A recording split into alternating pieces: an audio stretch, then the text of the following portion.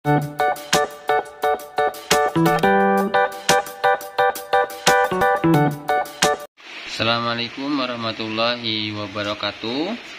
Apa kabar sahabat tani? Semoga sehat selalu, amin ya robbal alamin. Nah sahabat tani, ketemu lagi di channel YouTube Henry Petani Sukses. Bagi sahabat tani yang belum like dan subscribe, ayo like dan subscribe lebih dahulu untuk mendukung channel ini semakin berkembang. Nah sahabat tani, kali ini saya ingin mencoba menjelaskan secara singkat mengenai herbisida pembeku ya. Nah jadi herbisida ini mampu mengatasi biji-biji gulma yang ada di sawah, dan ini juga bisa mengatasi gulma yang ada di sawah maksimal daun 2 dan 3, intinya di bawah daun 3 ya untuk gulmanya.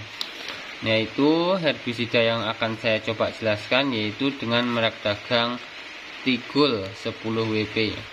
Nah sahabat tani, tentunya tidak asing lagi ya dengan herbisida merek dagang yaitu Tigul 10 WP.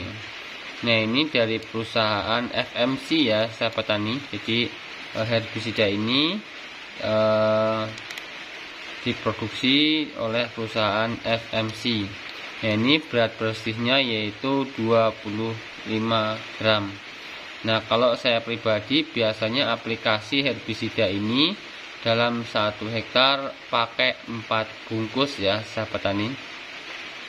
Nah kita lihat dulu mengenai bahan aktifnya ya. Jadi herbisida Tigul 10 WP ini memiliki bahan aktif tunggal ya, yaitu etil pirazolfuron 10%. Nah ini merupakan herbisida sistemik berbentuk tepung berwarna putih yang dapat disuspensikan untuk mengendalikan gulma berdaun lebar dan teki pada tanaman padi. Nah sahabat tani, cara kerja dari herbisida Tigul 10 WP ini yaitu sistemik, artinya ketika kita lakukan penyemprotan mengenai gulma maka gulma akan mati sampai akar-akarnya. Nah cuman perlu digarisbawahi ya sahabat tani, gulma yang bisa diatasi menggunakan herbisida Tigul ini yaitu gulma yang masih kecil ya, yaitu maksimal daun 3. Nah ini kita lihat mengenai petunjuk penggunaan, dan nanti akan saya coba jelaskan mengenai cara aplikasi yang biasa saya lakukan agar sahabat tani mendapatkan hasil yang maksimal. Nah ini tanpa ini. Nah ya, kita lihat nih petunjuk penggunaan. Petunjuk penggunaan ini untuk padi sawah yaitu gulma berdaun lebar, ada teki ya. Ini dosis formulasi yaitu 30-60 gram per hektar. Nah ini kemasan 25 gram ya sahabat tani. Nih 25 gram. Kalau ini dosis yang paling tinggi yaitu 60 ya sahabat tani. Jadi kalau misalnya satu bungkus ini 25 gram, sebenarnya kita pakai 3 bungkus sudah mengatasi ya sahabat tani untuk lahan 1 hektar. Nah cuman agar mendapatkan hasil yang lebih maksimal maka kita aplikasikan yaitu 4 bungkus dalam 1 hektar. Itu yang biasa saya lakukan ya sahabat tani, cuman nanti tergantung kondisi lahannya. Nah ini kita lihat juga cara aplikasi yaitu penyemprotan volume tinggi, artinya mengenai gulmanya ya sahabat tani. Nah selanjutnya waktu aplikasi dilakukan pada saat gulma belum tumbuh atau baru tumbuh. Nah sahabat tani, ini di waktu aplikasi dijelaskan yaitu dilakukan pada saat gulma belum tumbuh atau baru tumbuh. Nah kenapa gulma belum tumbuh? Artinya masih dalam bentuk biji ya sahabat tani.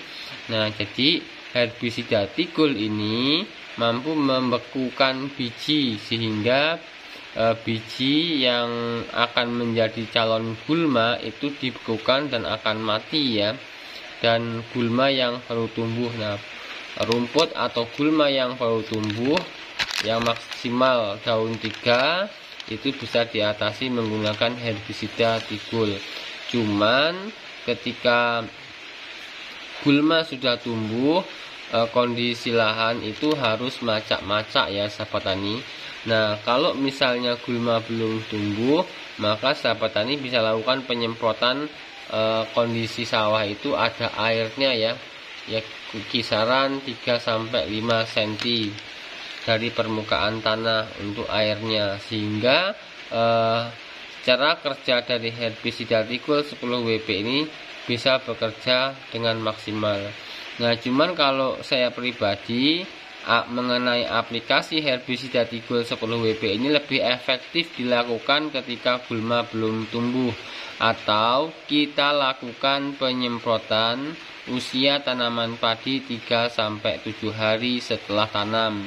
Nah, itu kita lakukan penyemprotan di lahan sawah yang ada airnya ya sahabat tani. Ingat, harus ada airnya, artinya air harus menggenang di permukaan tanah kisaran 3-5 cm. Jangan terlalu tinggi ya sahabat tani. Dan untuk penyemprotan kita lakukan ngotor ya. Ngotor itu seperti nyemprot keong ya sahabat tani, jadi mancur seperti itu, tidak ngembun ya. Kalau ngembun nanti hilang. Intinya herbisida ini bisa jatuh ke permukaan air yang ada di sawah, maka nanti dengan otomatis herbisida akan menyebar dengan sendirinya.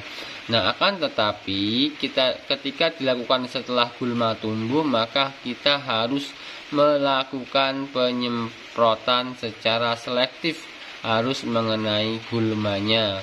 Nah, artinya akan lebih memakan waktu lagi ya sahabat tani ketika aplikasi penyemprotan gulma setelah gulma tumbuh, artinya lebih efektif dilakukan sebelum gulma tumbuh.